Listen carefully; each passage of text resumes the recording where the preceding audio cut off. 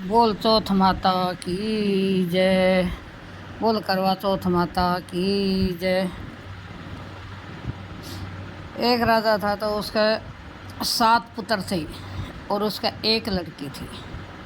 एक लड़की थी तो करवा चौथ आई तो उसकी सातों भाव और करवा चौथ का व्रत रखने लगे और वो भी अपना व्रत रखने लगे। तो वो 7 भैया के बीच एक बहन थी, बहुत लाडली कोडली थी, बहुत लाडली कोडली थी। तो जैसे ही शाम को इकट्ठे हुए भाई तो सब बतला लिए। कहने लगा, सुनो हमारी बहन चांद तो 10-11 बजे उगेगा और हमारी बहन तो बहुत भूखी है, रह जाएगी। और आप ऐसे करेंगे, अब जंगल में चलेंगे और वहाँ आँच बाल देंगे और बड़ा छलना ले लेंगे और कह देंगे, चलो बहना चांद उग गया है, चांद उग गया है। ऐसे सातों भाई बतला लेते हैं और फिर जंगल में जाते हैं, लकड़ी चुगते हैं और आँच बालते हैं और बड़ा छलना लेके जाते हैं। और उधर जाए के एक को बोलते हैं, अब जाओ अपनी बहन को बोल के आ जाओ, बहना चांद उग गया है, आप अर्घ दे दो। अब क्या काम करते हैं, को एक भाई आता है और कहने लगा, दीदी दीदी, कहने लगी, हाँ भैया, अब चलो जल्दी चलो, चांद उग गया, चांद उग गया। तो अब कहने लगी, ठीक है भाई, मैं भाभीयों से बोलती हूँ। तो वो गई, बोलते भाभी भाभी, बोली हाँ बोलो। बोले भाभी चांद उग गया है, चलो अर्घ देने के लिए चलो। अब वो इतनी भोली थी, उसको पता नहीं था। और भाभी कहने लगी, नहीं हम तो नहीं जाएंगे, आपका नाम का चांद उग गया है तो आप ही जाओ। तो जैसे वो बेचारी भोली थी तो वो चली जाती है, अर्घ दे के आ जाती है। जैसे अर्घ दे के आती है तो वैसे क्या काम होता है, वहाँ से राजा का लड़के का हलकार आ जाता है। भाई वो लड़का नहीं रहा। अब वो कहती है, भैया बेचारी बहुत परेशान हो गई। तो अब बेचारी रोने लगी तो उसकी माँ थी, वो उसकी माता कहने लगी, अब सुनो बेटा, एक मुट्ठी में तिल ले ले और जौ ले ले, अपनी बेटी को अर्थ में बैठाए के एक मुट्ठी तिल और एक मुट्ठी जौ और दे दिया और बोली, बेटा जहाँ जाए तो वारती वारती चले जाना पूरा रास्ता।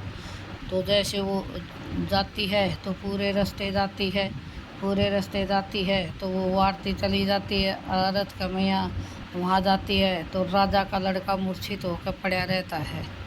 तो वो क्या काम करती है, गाय को रोटी देती है और वो सुबह शाम गाय को चारा चराती है और गाय की सेवा करती है। और एक बुढ़िया उसके घर का मैया हरदम आती है और जैसे वो बुढ़िया आती थी तो वह उसका बाल बनाती थी, उसकी जूं काटती थी। ऐसे संवेद का तो एक दिन बुढ़िया कहने लगी, हे बेटा तू बोल, तेरे को क्या चाहिए।